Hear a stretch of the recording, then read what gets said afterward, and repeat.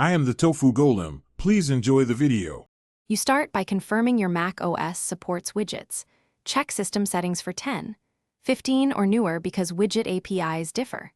Next, install and sign into the Spotify app so the widget can communicate with the player. Once signed in, enable notifications and widgets under System Settings right arrow Control Center so the system will expose the widget panel.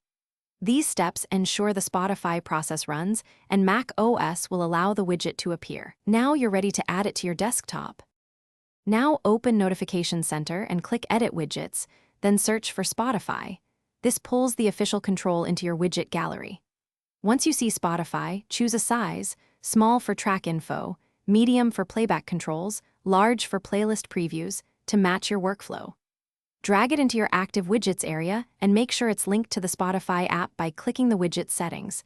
This allows play/pause and skip to control the app directly. Once configured, test playback to confirm the widget talks to Spotify. To finish, lock or arrange the widget in Notification Center so it stays accessible. You can also add it to desktop stacks on Mac OS if you want persistent visibility. If the widget doesn't display playback, quit Spotify and reopen it, and if needed, restart your Mac. This resets inter-process communication. Make sure background app refresh, notifications, and accessibility permissions are granted for Spotify so media controls work. If problems persist, sign out/in or reinstall Spotify. Thanks for watching. Consider subscribing if we helped you today.